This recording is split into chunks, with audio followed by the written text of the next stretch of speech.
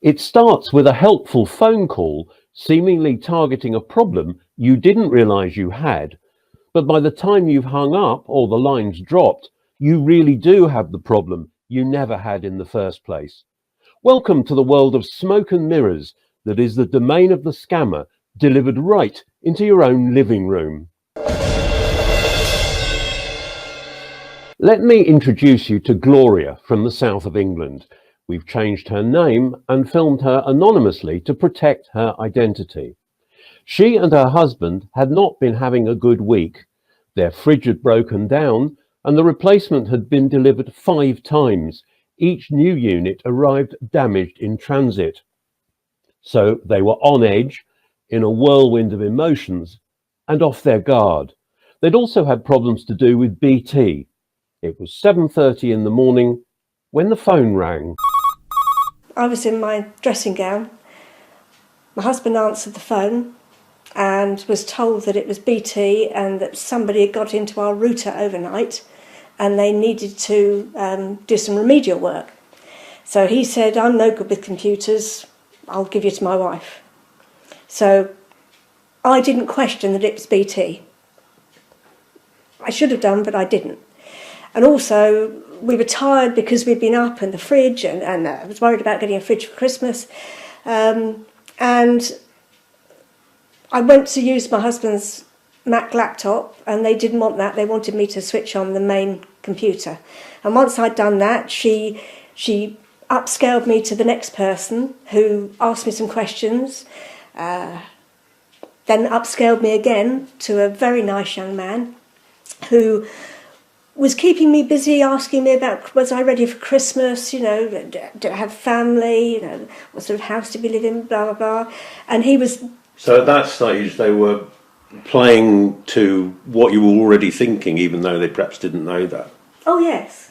Yes, because I'm used... We have so many problems usually with the internet that I'm used to being passed up and up because they can't deal with it. So I was suckered. My husband was going off the deep end because another fridge had come dented. So he was walking in and out, and I'm on the computer talking to this chap on the phone, and he's telling me what to do. So I wasn't really 100% concentrating on what I was doing. He told me that hackers had got in and that they were watching the computer as I'd got it on, and told me that the hackers had put a program called Trusteer on so that they could control the computer. So he said the first thing to do was to take that off. I didn't know what Trusteer was, so I took it off. So it sounded like he knew what he was talking about. Oh, absolutely. Yeah, he told me exactly what to do. And then he said because the hackers were seeing what we were doing, he needed to take control of the computer and black the screen out so that the hackers couldn't see what was happening. And then he said that the next thing to do is to safeguard your money. And he said, with the black screen, he said, I won't be able to see what you're inputting. So if you could just go into the accounts. And I was doing this, and then all of a sudden there was a lull in him talking, because obviously he was doing something else. He was. And so at that point where there was the lull, how were you feeling at that particular point? If you can remember. I just felt that it was taking a long time, because by this time it had taken about half an hour, 3/4 of an hour, and I'm still in my dressing gown.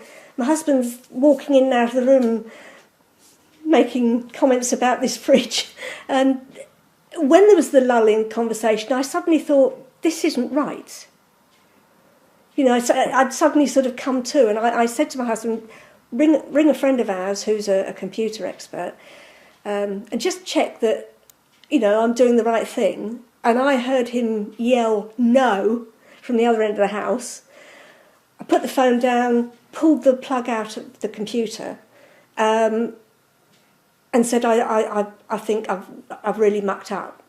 So we got our mobile phones, and Rob was trying to contact one bank, I was trying to contact the other. half an hour it took to get through to the two banks, NatWest and Santander. So at this point, how are you feeling now? Because you've realised it's happened. Dreadful. My husband had logged into his Mac, gone into his bank account and seen that they'd taken out £16,000.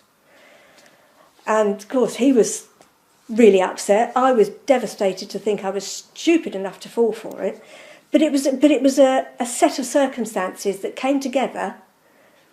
We were tired from getting up for 5 days on the trot early and the fridge. I'm thinking I'm going to have a fridge for Christmas. So I wasn't really concentrating on what I was doing. When we did get through, NatWest were marvellous. Changed the six-figure PIN or whatever it is. My husband could just carry on with his bank account, and although with the money gone, Santander, on the other hand, because the money had been passed through PayPal, Nationwide, this, that and the other, froze all my bank accounts, including my business one.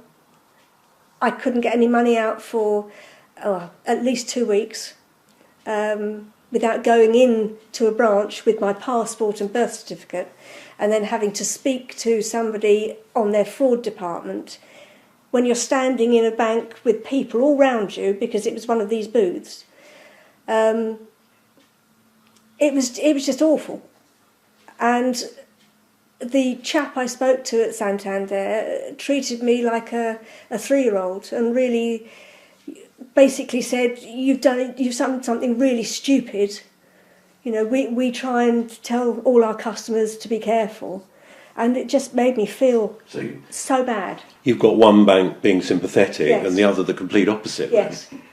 How did that Yes. make you feel? You've already had, in a sense, the perfect storm of circumstances, with you feeling tired, with them perhaps opportunistically ringing up at that time in the morning with the hope of catching you off your guard. How do you feel then? When it's a bit of a roller coaster of emotion, isn't it? Oh, I had a feeling in the pit of my stomach that was hollow, but like a lump. And I had that for about 2 weeks. I was, my husband said I was visibly shaken. I'd never felt like that before in my life. I just felt that I'd let everybody down. And how could I have done something so stupid? Because you watch the television, you hear about these things on the news, and you think, well, I wouldn't do that.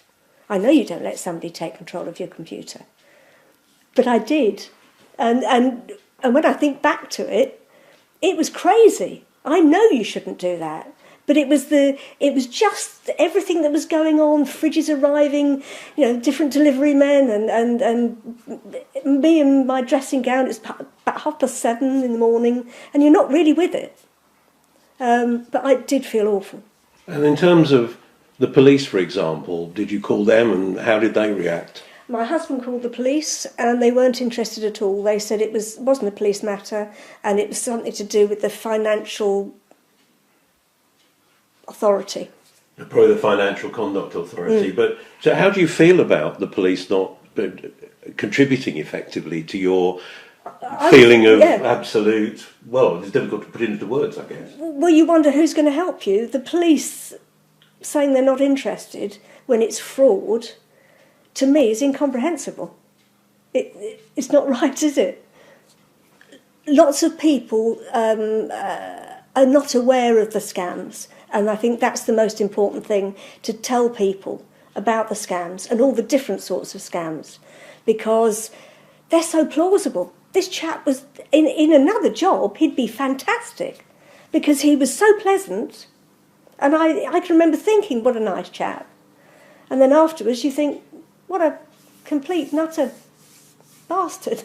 But it's information. It's information, and also, like they said they were from BT, there should be some sort of, not code word, but something so that you know it's them. Because looking back, they didn't even know our name. But I'm supposed to be on the telephone preference scheme. I'm registered for that, and yet we still get all these phone calls about car accidents and PPI and everything else. And I don't know whether we're now on a suckers list. Nat West declined the offer of an interview, which was a little strange as their action in refunding the larger portion of the stolen money promptly was exemplary. Unsurprisingly, however, Santander, who took 2 months to refund the lesser portion of their money and put the couple through hell in the process, declined to be interviewed. So what if your bank or financial institution is blaming you for being conned and saying it's nothing to do with them? Your next port of call is the Financial Ombudsman Service. The Chief Ombudsman is Caroline Wayman. We see quite a lot of complaints now about situations where people have been the victims of scams, and we see that across all different parts of our workload. But I think particular issues around people being tricked into transferring money out of their account or buying goods that actually don't exist. So quite a range of different things that we see. In the example we're using in the programme, they did eventually get their money back. One bank was exemplary and the other bank put them through the worst possible nightmare and humiliation, just building on how they felt about the whole episode. What sort of do you as Chief Financial Ombudsman do with that type of situation? Let's say they'd come to you about, well, maybe they'd come to you to compliment one bank and say, what on earth's going on with the other? How would you deal with that? So we would want to look into what happened and see what evidence there was about what happened. I mean, overall, what we're doing is working out whether or not the consumer's being treated fairly by the bank or building society or whoever it is that's involved. And so we'd be looking very carefully at the evidence to see if they have been. And if they haven't been treated as they should have been, we'd be directing the bank to put things right. So would you be looking at the aftermath, effectively, of the scam? Potentially. I mean, I think it would depend when in time that people come to us. So, I mean, we'd always say that the first thing people should do is to contact their bank themselves and do that as soon as possible. I think that's really important. The faster that people get in touch with their bank when they realise something might have gone wrong, the more likely it is that they'll be able to recover any funds that have been transferred. So that's a really important bit of advice for people is to get in touch with their bank as soon as possible. We would be looking at whether or not the bank had done what they should do and whether they treated them fairly. So that would include looking at how quickly they acted in terms of trying to recover any money and about how they treated people. So that's obviously a really important part of things as well. I mean, the key issue of facing people who've contacted us at Carers World Radio Plus is that effectively some banks, some financial institutions are saying, well, you handed the money over, so we wash our hands of it. And we'd have to look very carefully at the situation to see what the bank should have done and obviously make sure that they have acted within their own procedures and that they've treated the customer fairly. There can be some of the most difficult cases that we see, but ultimately they have been the victims of a crime very often. So we would need to look carefully at the situation, make sure the bank has done everything that they should reasonably have done. Sadly, there will be situations where the bank probably has done everything it could have done, but unfortunately the consumer is still out of pocket, and those are the most tragic of the cases that we see.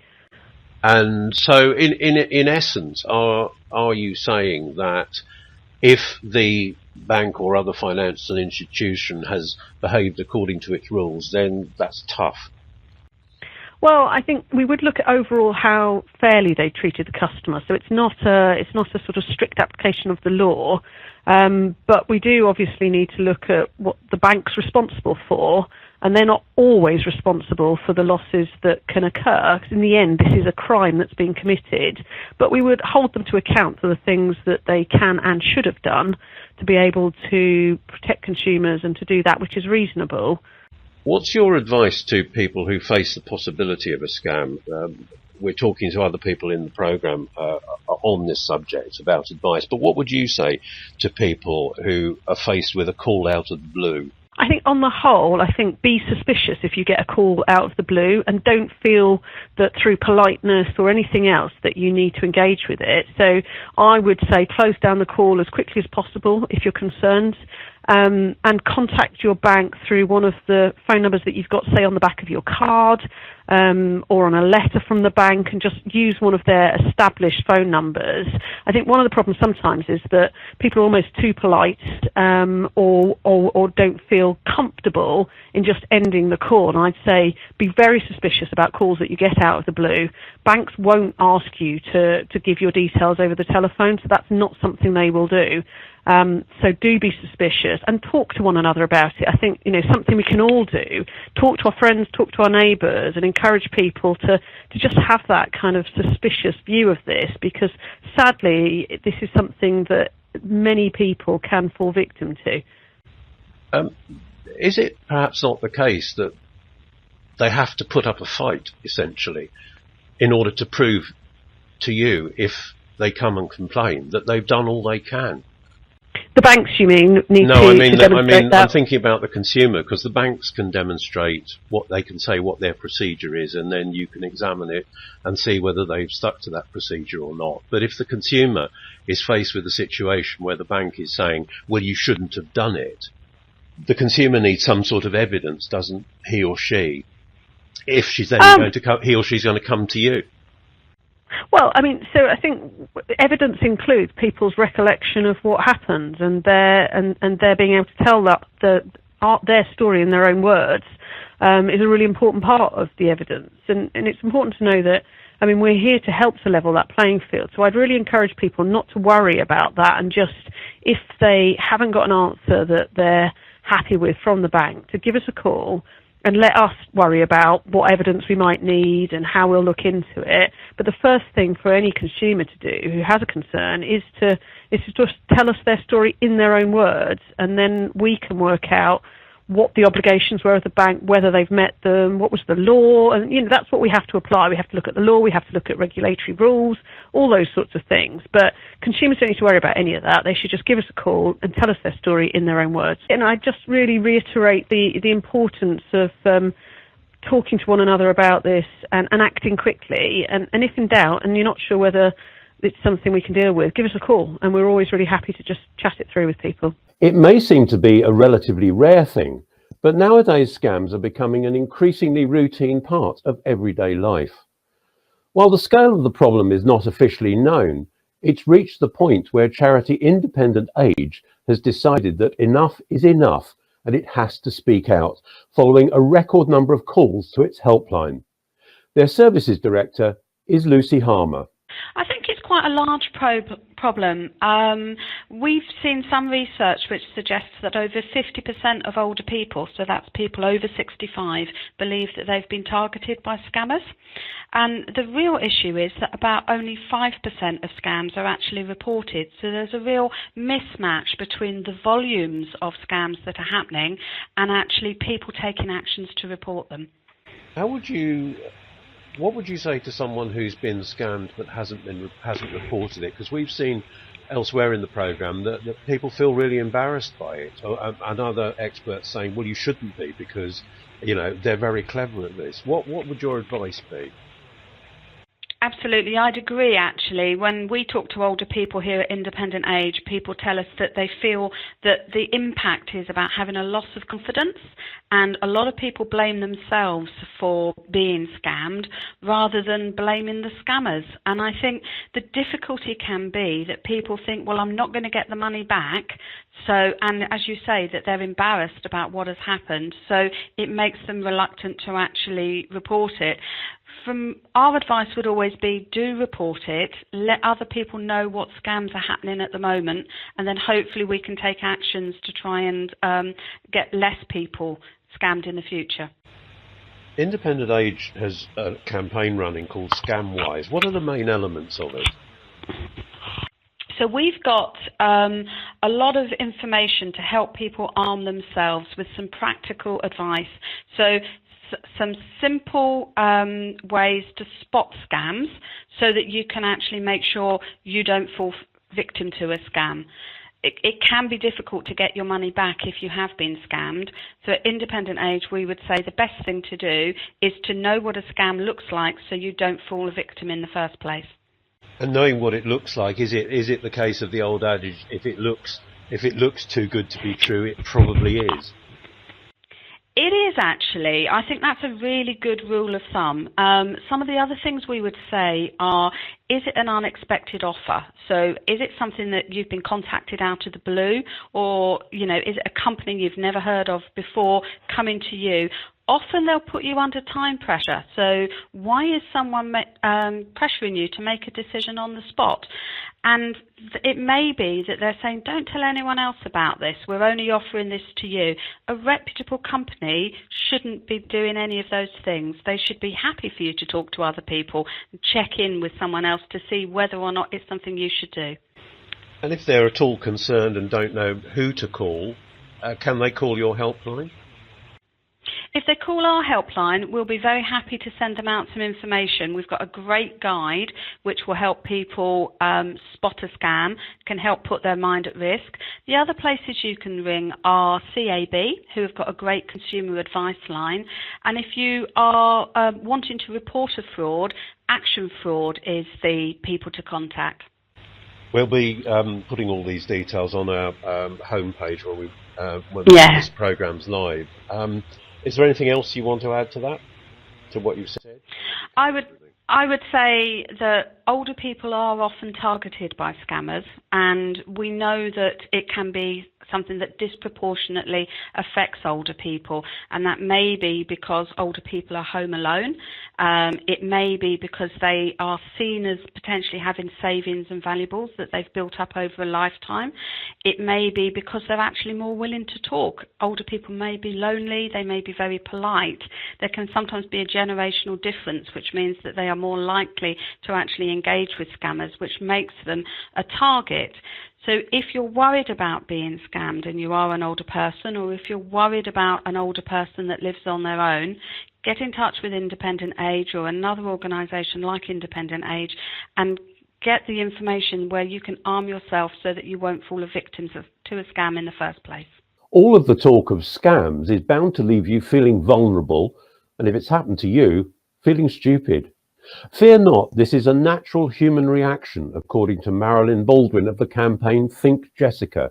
She founded the charity after her mother had been relentlessly and mercilessly scammed over a number of years. My mother was a victim of scams. Actually, she was targeted by postal scams. And 5 years before she died, she received a letter. It told her that she'd won a competition and all she had to do to claim it was send off a small fee. My mother thought this was genuine. She sent off the money, and as a result, her name got put on what's called a suckers list. This list was then sold to other criminals all over the world, and my mother was literally bombarded over a 5-year period with letters and phone calls from scams, and she lost somewhere in the region of around £50,000. It must have taken quite a toll on her and on you. It did, because my mum was actually in denial. The family tried to explain over and over again that these weren't real people, they were in fact criminals that were writing to her, but they were pretending to be lottery officials, bankers, solicitors, and worst of all, clairvoyants.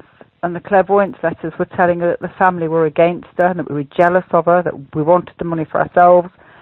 And she just wouldn't cooperate. She wouldn't let us redirect a post or change a phone number.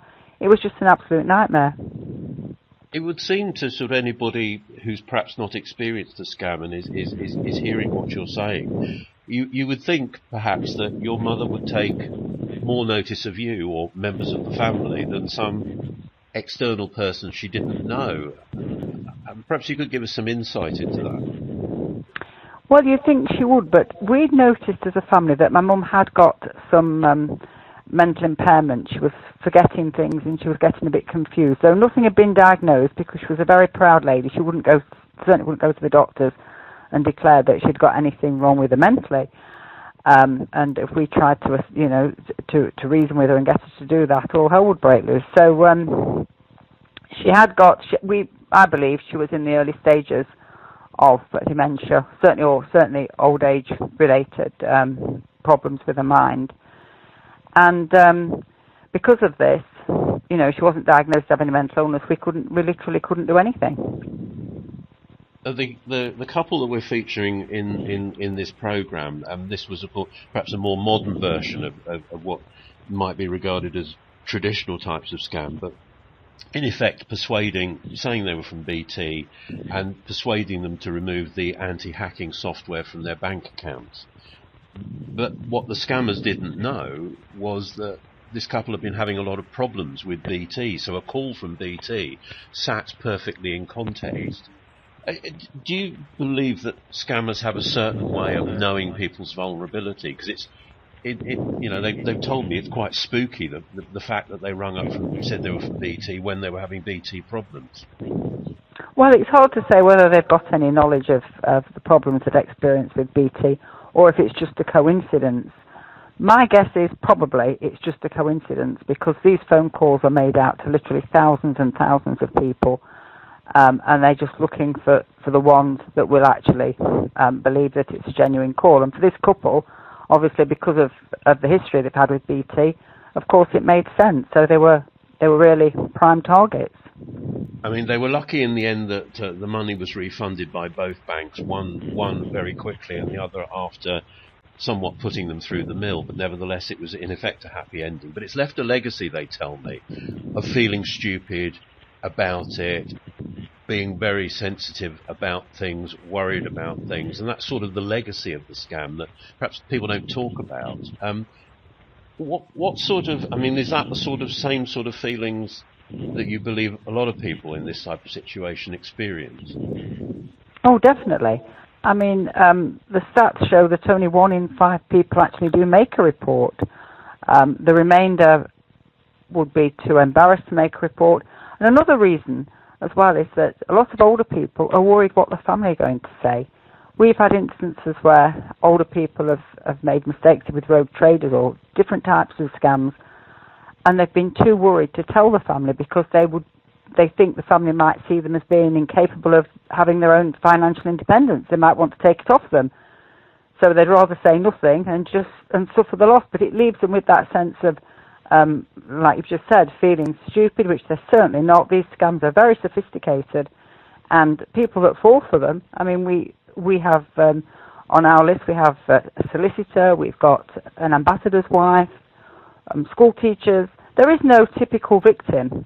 You know, these are, if they catch you at the right time, which they did with this couple, exactly the right time, which was, like I said, I think it was a coincidence, but, you know, they went along with it. And I think, with hindsight, a lot of us would have done, you know, if we'd had that sort of history with BT. But what I do think is that the banks really have a duty of care, especially with online banking, is to get more education out there. I mean, this couple had no idea that there was anything installed on their computer that would, you know, protect them from being hacked. They didn't know that. If they'd have known that, they'd have been a bit more cautious about doing anything. They wouldn't have wanted to take any instructions over the phone. So I think a lot of it is lack of education, definitely. And what can individuals do to try to protect themselves? Obviously, you've said that you believe these scams are quite sophisticated, and that certainly seems to be the evidence. What's your best advice to people? Is it really the old-fashioned, if it's too good to be true, it is too good to be true, and be very careful? Well, we used to say that to my mum a lot, and she used to say, yes, it might be too good to be true. It probably is, but it probably isn't. So I think the thing to say is, if it looks too good to be true, if it seems too good to be true, think it's a scam. Just do not take a chance on something like that, because there are so many scams out there. There's a scam for everybody. There's a scam out there that every single one of us could fall for if they hit us at the right time. So I think, and probably the best advice is, don't talk money over the phone. Don't get into any conversations with strangers over the phone, and certainly don't do surveys, because this information is being collected and sold on, and you don't know where this information is going to end up. And remember that the police or the bank would never ask you for personal details or ask you to do any amendments to your computer. So never run any programs, basically, on your computer. Don't touch it. Don't even get involved in the conversation. I mean, do you think something as simple as, I can't speak to you right now, can you give me your telephone number and I'll ring you back would work? Well, Yeah, I mean, that is something that you could, but I wouldn't even go through. They're so sophisticated that you could be ringing back a number that you think's in the UK, and you could be ringing another country. So you'd still be none the wiser of whether or not that was a genuine call or not. You know, we have to be suspicious now. We can't afford not to be. I mean, every 15 seconds, somebody is actually falling for a scam in this country. What sort of psychology are the scammers using? You've mentioned that the scams are very sophisticated. Well, the psychology that they use is very, very powerful. They know how to shut down somebody's normal thought process. They literally dazzle the mind of the person that they're talking to or emailing or writing to, and they make them rush. They don't want them to think about it. They make them to want to rush. It's always urgent. You've got to send money. Everything's time sensitive. You've got to get onto your computer. You've got to do it now. And that's all coupled together with other information that they're giving you. It rushes people into not thinking straight, not giving it 5 minutes, just sort of going straight into the instruction and following the instruction. And that's when the problem starts. As institutions and companies force us more and more to go online so they can cut staff, scams seemingly hem us in. So how can we fight back and protect ourselves? Enter the organisation Get Safe Online, and former high-tech specialist police officer and now computer security expert, Tony Neate. Get Safe Online is a public-private partnership. I helped start it when I was a serving police officer. So it was initially a police initiative together with government and the private sector. And it very much is still that. We've been going now for nearly 15 years. And I've been the chief executive for about 12 of those. And it's about educating all members of the public, from children all the way up to silver surfers, and including small, medium enterprises. And presumably your experience as a police officer informs the way you work. I think it does. I'm passionate about the internet, and I think the internet is a fantastic place. But there are horror stories, just like anything we do in life. And what we're here to do, and what I'm passionate about doing, is educating people and changing their behaviors so that they become safer and more secure when they're on the internet. One of the stories we're featuring in this program is of a couple who were rung up by someone alleging they were from BT and talked them through taking off anti-hacking software on their computers. I think it was called Trusteer. What's your view on that? It's something we've seen quite a lot of in the last 3 or 4 years. Cold calling. People are very much aware of security on their computers. They hear it every day on the radio, the television, in the press. And but suddenly, when they get a phone call, their trust goes down a little bit, and they think, "Oh, this has got to be genuine." And yes, I am on the computer, and yes, it has been getting slower lately. And they're then convinced to go on. It could be any company. What I would say to anybody watching this is, don't think it's one particular company. We hear about it from security companies, certainly from Microsoft, but it could be from anywhere that they say it. And what they'll do is they'll get you to run a little bit of a video, which you don't think is a video. You think it's actually being checked. Your computer's being checked, and of course you'll find a problem. And the problem will be fixable by the people who are phoning you up, and they'll want money off you to put some security software on. The software will probably be something that's spying on you, and plus they've got your credit card details. So it's a triple whammy for any of these criminals that are sitting there perpetrating this particular crime. So would you say that if somebody calls you up out of the blue, just sort of pause a moment and think, is this real? I think it is. I think one of the things I say to anybody is, stop, make a cup of tea, have a think about it. It's probably not genuine, 99% of them. And if it is genuine, then they'll probably contact you in another way, or ask for their details and then look them up online. I'm afraid, I hate to say this, but we've all got to be suspicious about things that we do when we're on the internet, and we've got to double check things out. And that's what I would recommend with anything that happens on the internet. I mean, how sophisticated are these people? For example, in the story of the couple with the alleged BT call, They rung them at 7:30 in the morning, perhaps maybe guessing they're vulnerable, but they didn't know they'd had problems with BT themselves. So the call came in context. But presumably, are they that sophisticated, or are they just chancing their arm? It's a bit of both. We see organised crime involved in this, but also opportunist criminals as well. And if they find a number, they'll use it. But the other thing we've got to look out for is the automation of these calls. So what a lot of people will get, and I've had them numerous times, is the phone will ring, I'll pick up the phone, and there's no one there. And I say hello, and the next thing I hear a click, and somebody's on the end of the phone. Well, that's a computer generating your number, phoning it, and if there's an answer, it's then put through to a real person. So this is the sort of elaborate elaboration that they go to make sure that these are, they look genuine, but they are sophisticated. When I first saw phishing emails, which is emails that you get trying to get your information, they were very poor.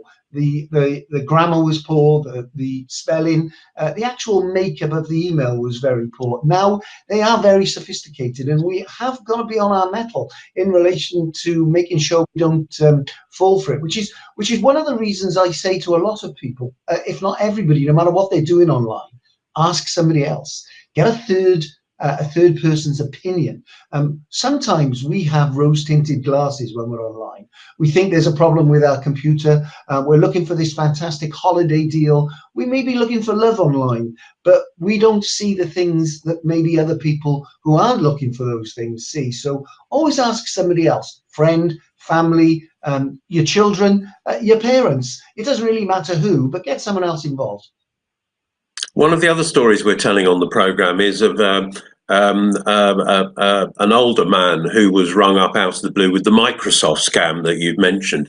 And rather than putting the phone down, he actually took them on and ended up with his computer with a problem.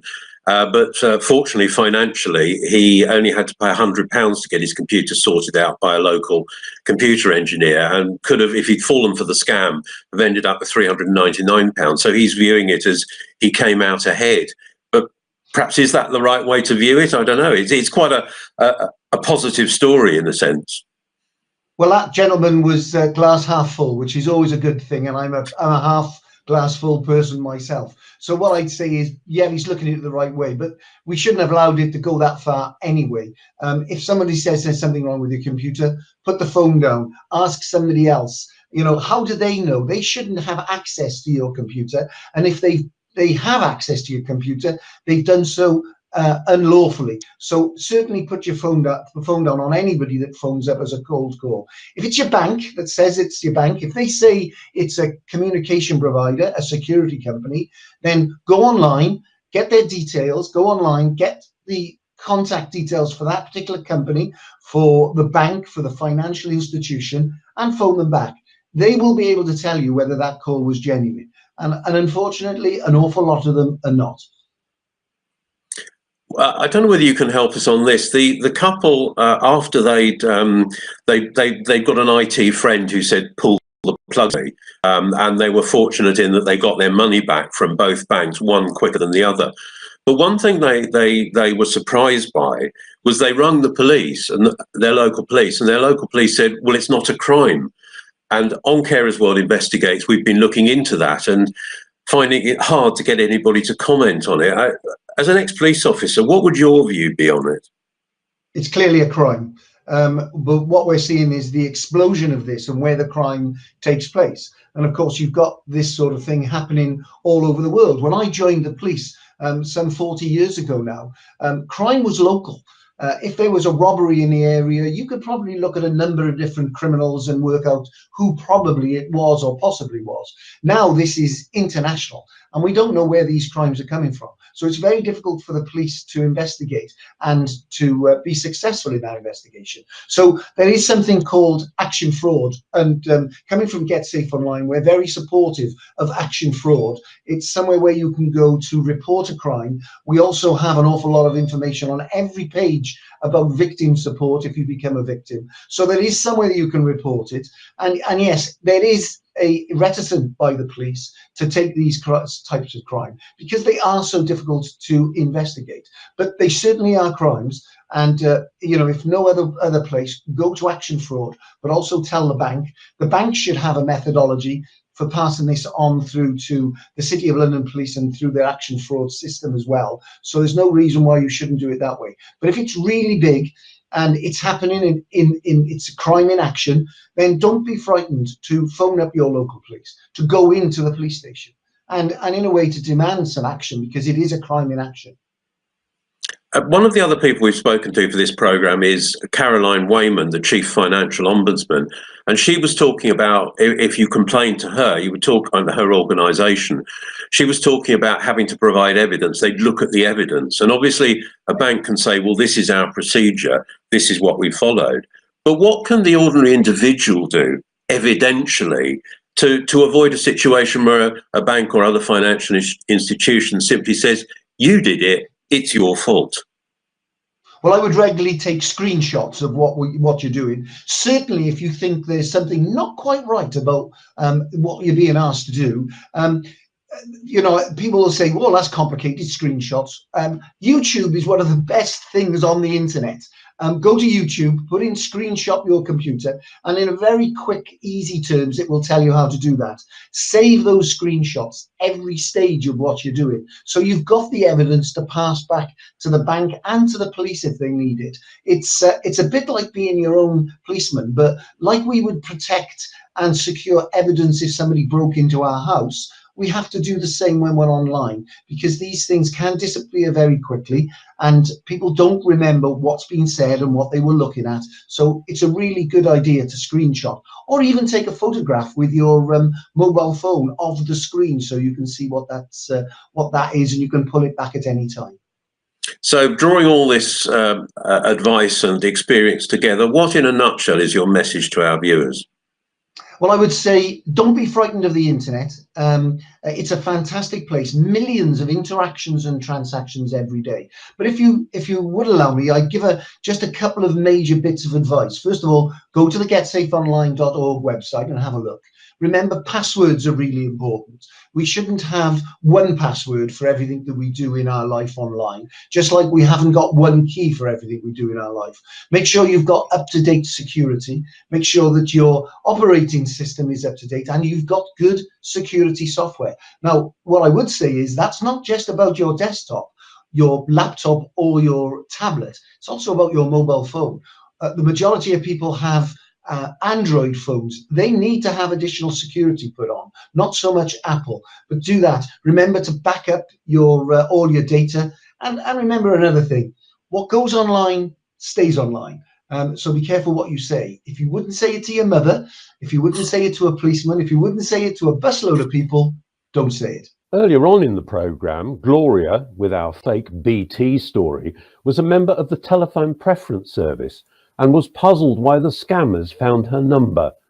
John Mitchison, their Director of Policy and Compliance, explains. The telephone preference service is a free service that allows anybody to register their telephone number, whether it's a landline or a mobile, and that number is added to the TPS database, and it's a legal requirement for every company in the UK to screen their calling lists against the TPS file before making any outbound calls. So you can imagine any reputable company obviously takes the TPS file from us on a regular basis, and they screen out all the numbers that match numbers on the TPS file, and they don't call those people, because the last thing they want to do is upset people who've made a positive choice to not receive unsolicited calls. So being on the list doesn't guarantee that you won't get a call, but does that mean that the call is more likely to be a scammer? Well, yeah, this is it. It's a legal requirement. So it's not like the TPS can actually block calls from getting through. I mean, that sort of technology is just not available. So the law came into force in 2003, or actually maybe a bit earlier than that, actually in 1999. And it says that anybody's number that's registered on TPS shouldn't receive an unsolicited call. So obviously all reputable companies take any notice of that, and then people notice a significant drop in the number of unsolicited calls that they receive immediately. And then, of course, once you know that you're registered, if you do get a call from somebody that you're not familiar with, because you may have given permission for certain companies to give you a call. It might be perfectly legitimate for maybe like your broadband provider or your mobile provider to phone you at certain times of the year and offer you different upgrades or whatever. But if you get a call from somebody that you're not expecting, immediately you've got to ask yourself, well, why is this person calling me? They shouldn't be calling me because I don't know them.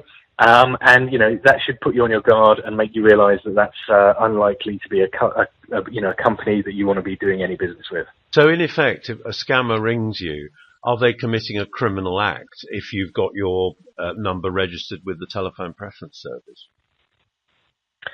Yeah, well, if any company calls you and they don't have your express permission to call, if you're registered on TPS, then they're breaking the law.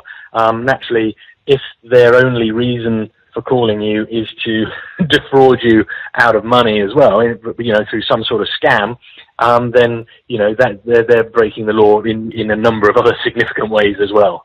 So if one of our, sorry, go on.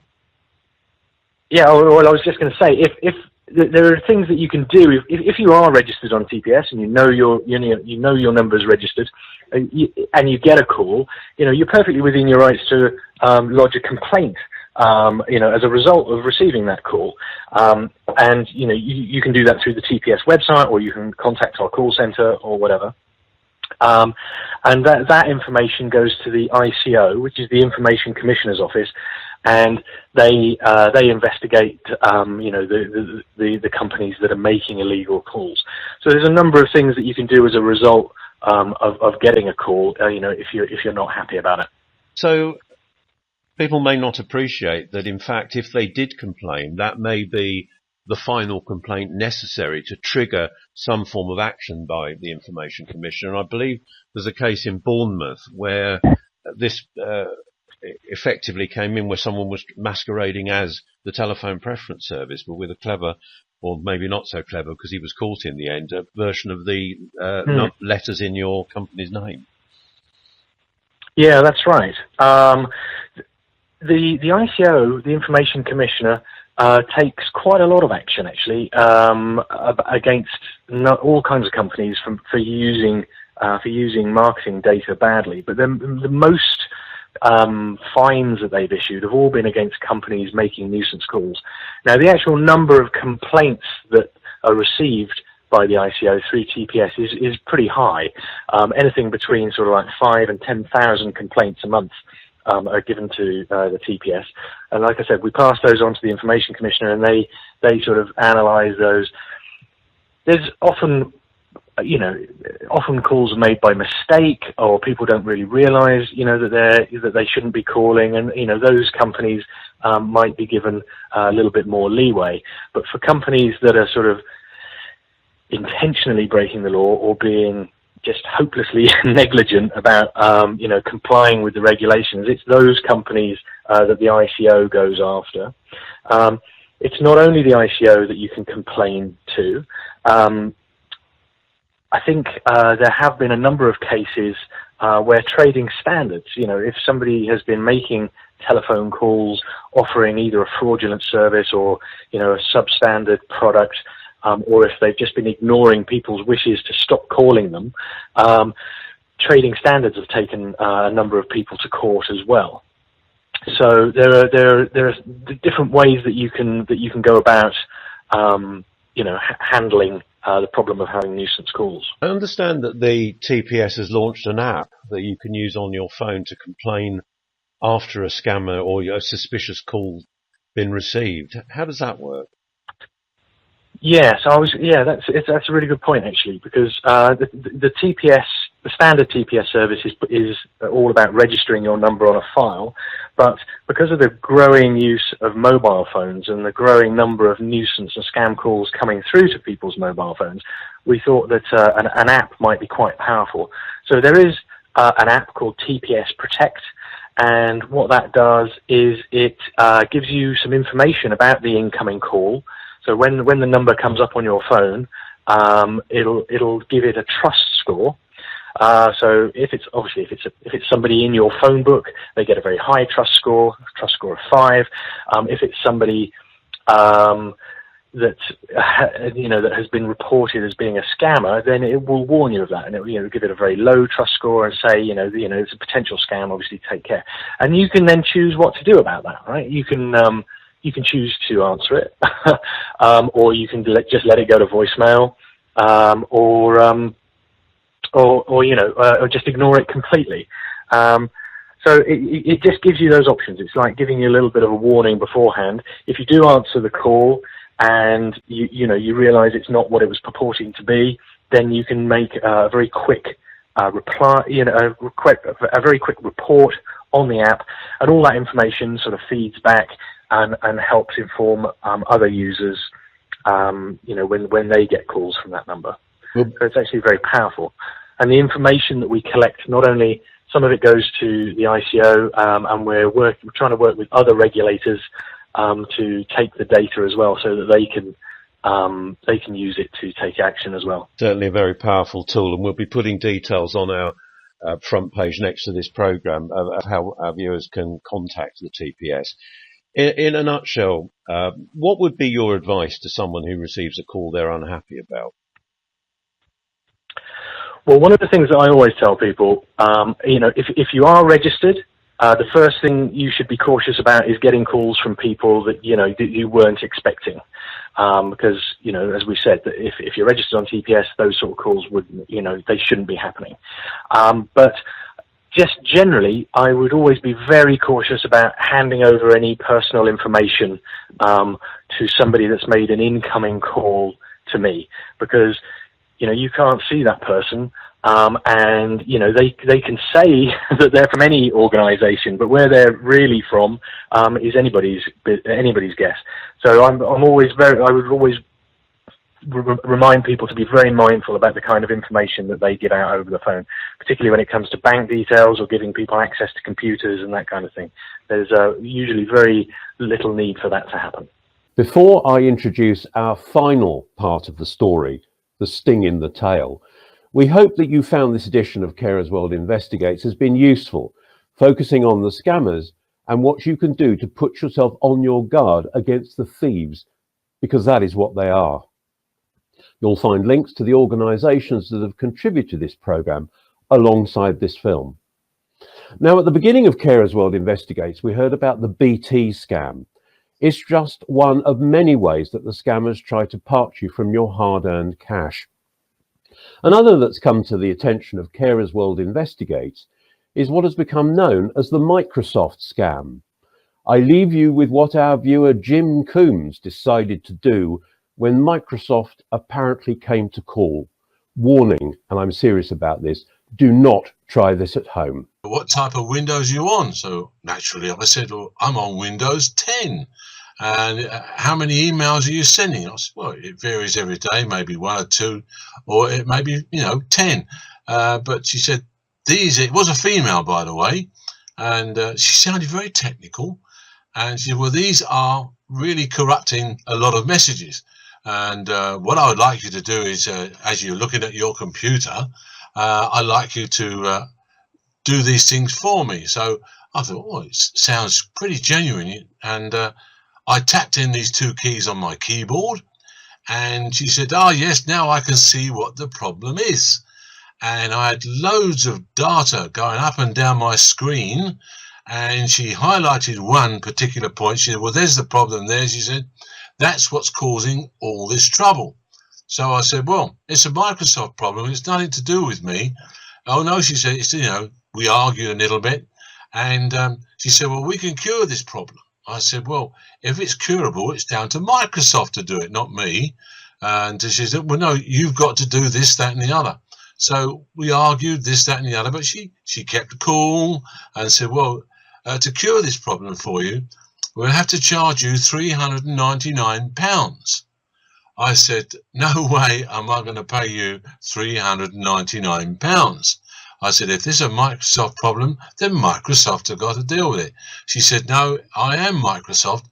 Very, very strong on this, she was, from Microsoft IT. She said, and we're going to have to charge you this £399. I said, well, sorry, I'm not going to pay, and I'm going to terminate this call and this conversation. She said, if you do that, she said, your computer will go dead in the morning. I said, well, that's down to you, but I'm not going to pay you £399. This is ridiculous. And from that point, I terminated the call, and I thought no more of it until I switched on in the morning, and guess what? My computer was dead. She must have planted some form of worm or signal in my PC, and I couldn't get anything at all. And in the end, I had to take my PC to a dealer to have it kind of cleaned out and reset to what it should be. But I didn't pay no £399. It was a pure scam. And with this person being online, you were saying they sounded plausible. What did she say the infection was? What was the problem with it? I was the one corrupting emails in the Microsoft system. And, you know, she was very, very convincing. And I couldn't say there was a Middle East or Far East accent. Very clear, very technical too. And, of course, my failing was she must have locked onto my computer. And as soon as I tapped in these codes, she'd locked onto me. And that's when she placed, whatever you like to call it, a worm or something in my computer. 24 hours later, I am dead.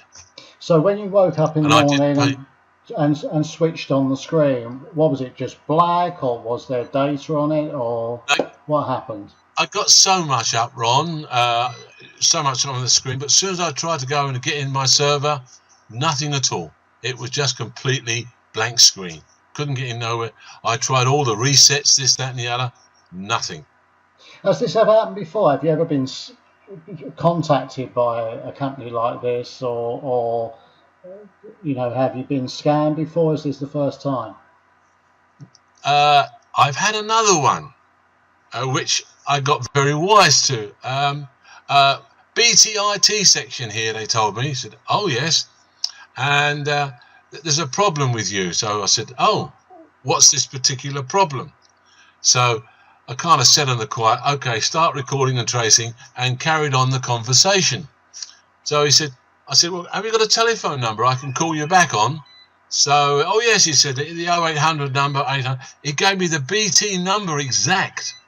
Now, through what I knew about the BT number, how did he know I was going to go, you're going into an office, which is a call center. So how did he know I was going to go direct through to him? Well, the simple test is, he rings you up and says, call me back on this number. He doesn't replace his telephone receiver. So you replace yours, you pick it up and start dialing. You don't check to see if you've got dial tone, so he's sitting on there waiting for you.